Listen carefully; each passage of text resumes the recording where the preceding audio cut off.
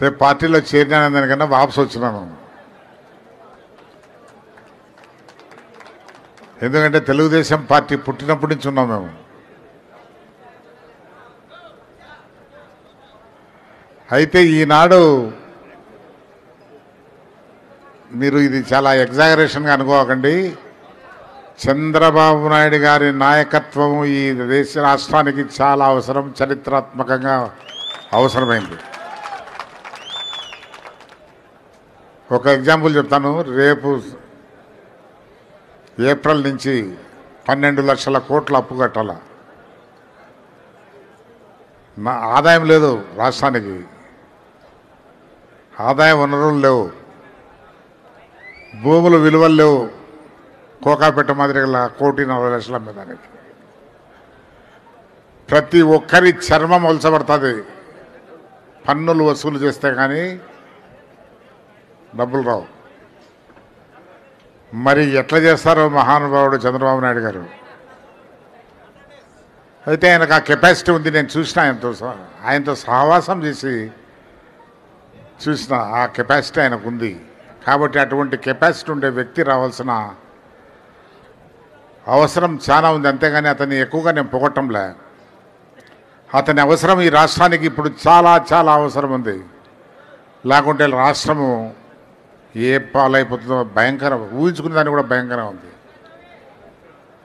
అదొకటి. రెండవది, పాలన అనేది కొన్ని సిస్టమ్స్ పైన ఆధారపడింది. ఆ సిస్టమ్స్ ఉంటే కన్నా పాలన జరిగిపోతూ ఉంటుంది. కానీ రాష్ట్రంలో ఆ సిస్టమ్స్ అన్నీ నాశనం అయిపోయినాయి. ఇప్పుడు ముఖ్యమంత్రి పదవి అది లగ్జరీ పోస్ట్ కాదు. ముఖ్యంగా ఈ టైంలో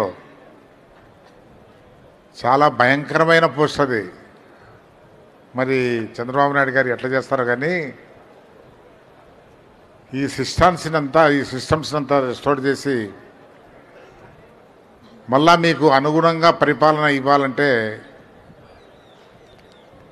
ఓ పక్క నిధులు సేకరించాలా, ఓ పక్క ఈ అరాచక పాలన పక్కకు పెట్టేయాలా. ఈ అరాచక పాలనలో కొన్ని వర్గాలు చాలా లాపైనాయి. వాళ్ళంతా మళ్ళా విజృంభిస్తారు. అది కూడా కొంత కంట్రోల్లో పెట్టుకోవాలా, చాలా కంట్రోల్ చేసుకోవాల్సిన అవసరం ఉంది.